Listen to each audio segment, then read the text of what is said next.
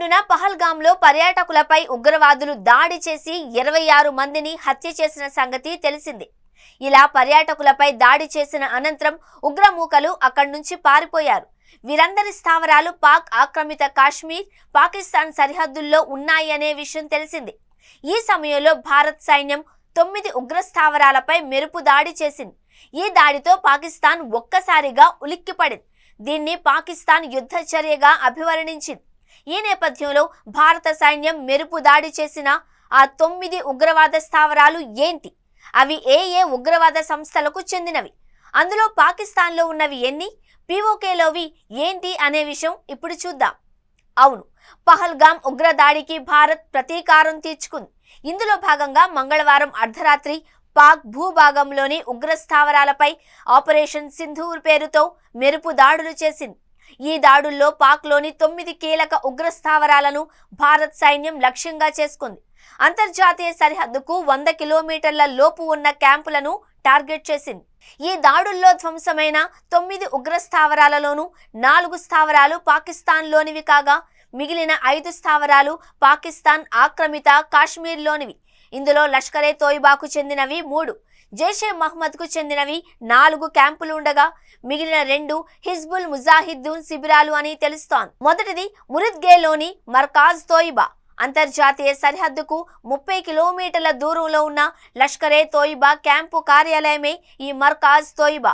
ముంబైలోని 26/11 దాడులకు పాల్పడిన ఉగ్రవాదులు తలదాచుకున్నది ఇక్కడే అని చెబుతారు. ఈ దాడుల్లో సుమారు 166 మంది మరణించగా 300 మందికి పైగా గాయపడ్డారు. రెండవది ముజఫరాబాద్లోని షవాయిస్ నల్లాహ్. పాక్ ఆక్రమిత కాశ్మీర్ సరిహద్దుకు 30 కిలోమీటర్ల పరిధిలో ఈ షవాహ్ నల్లార్ లష్కరే క్యాంప్ ఉంది. ఇక్కడ 2000 నుంచి కార్యకలాపాలు సాగిస్తూ ఉండగా ఇక్కడే లష్కరే తోయిబా ఉగ్రవాదుల నియామకాలు, శిక్షణ వంటివి చేపడుతున్నారు. మూడవది బన్నాలాలోని మర్కాజ్ అహ్లే హదీత్. ఇది పూంచ్, రజౌరి, రియాసీ సెక్టార్లోని లష్కరే తోయిబాకు చెందిన ఉగ్రస్థావరం. ఇక్కడ నుంచే లష్కరే ఉగ్రవాదులు ఆయుధాలను పంపించేందుకు వినియోగిస్తున్నట్లు చెబుతున్నారు. నాలుగవది బహ్వల్పూర్లోని మర్కజ్ సుబాన్. ఇదే జైషే మహ్మద్కు చెందిన ప్రధాన కార్యాలయం కాగా ఇది అంతర్జాతీయ సరిహద్దుకు 100 కిలోమీటర్ల దూరంలో ఉంది. ఐదవది ముజఫరాబాద్లోని సైద్నా బిలాల్.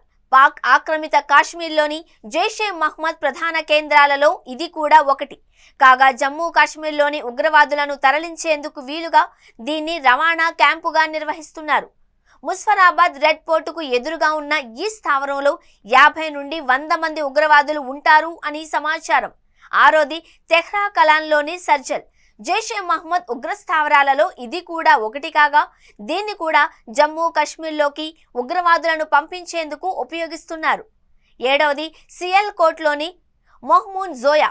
ఇది హిబుల్ ముజాహిద్దీన్ శిబిరం కాగా ఇది అంతర్జాతీయ సరిహద్దుకు కేవలం 15 కిలోమీటర్ల దూరంలో ఉండడం గమనార్హం. దీని చుట్టూ నివాస భవనాలు ఉన్నాయి. ఎనిమిదవది కోట్లీలోని మర్కాజ్ అబ్బాస్. ఏప్రిల్ 20, 2023 పూంచ్లో జరిగిన ఉగ్ర దాడులకు జూన్ 24న బస్సులో ప్రయాణిస్తున్న యాత్రికులపై దాడికి ఉగ్రవాదులు ఎక్కడి నుండే వచ్చారు అని చెబుతారు. ఇది నియంత్రణ రేఖకు 35 కిలోమీటర్ల దూరంలో ఉంది. తొమ్మిదవది కోట్లీలోని మస్కర్ రహీల్ షహీద్.